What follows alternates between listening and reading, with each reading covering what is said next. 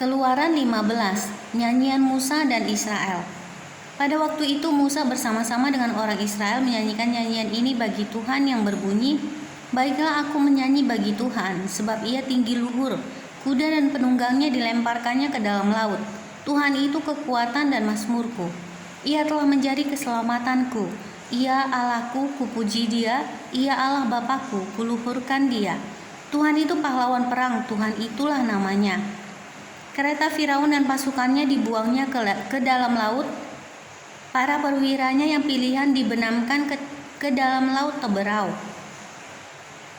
Samudra raya menutupi mereka, ke air yang dalam mereka tenggelam seperti batu.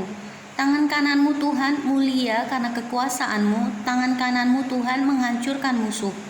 Dengan keluhuranmu yang besar, engkau meruntuhkan siapa yang bangkit menentang engkau. Engkau melepaskan api murkamu yang memakan mereka sebagai tunggul gandum.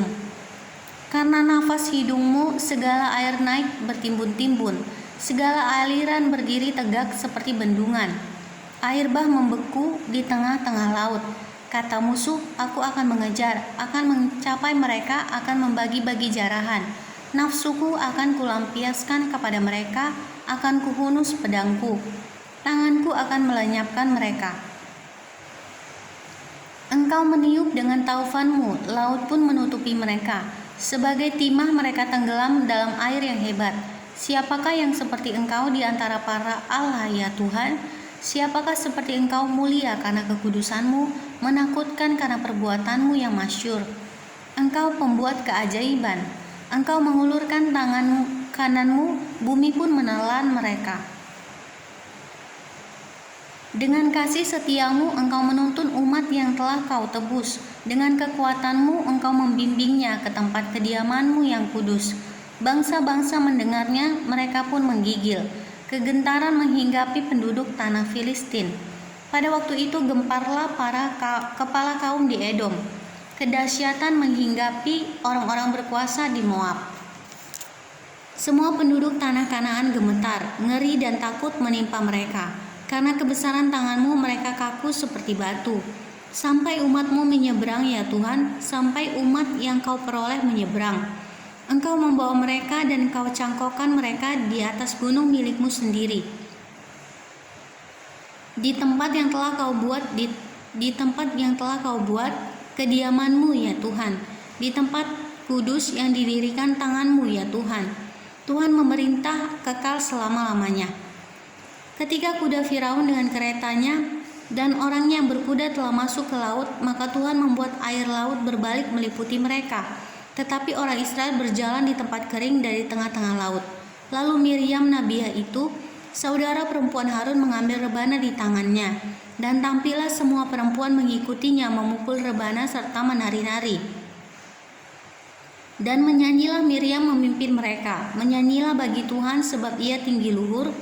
Kuda dan penunggangnya dilemparkannya ke dalam laut, di Mara dan di Elim. Musa menyuruh orang Israel berangkat dari laut Teberau, lalu mereka pergi ke padang gurun Syur. 3 hari lamanya mereka berjalan di padang gurun itu dengan tidak mendapat air. Sampailah mereka ke Mara, tetapi mereka tidak dapat meminum air yang di Mara itu karena pahit rasanya. Itulah sebabnya dinamai orang tempat itu Mara. Lalu bersungut-sungutlah bangsa itu kepada Musa, kata mereka, apakah yang akan kami minum? Musa berseru-seru kepada Tuhan dan Tuhan menunjukkan kepadanya sepotong kayu. Musa melemparkan kayu itu ke dalam air, lalu air itu menjadi manis. Di sanalah diberikan Tuhan ketetapan-ketetapan dan peraturan-peraturan kepada mereka, dan di sanalah Tuhan mencoba mereka.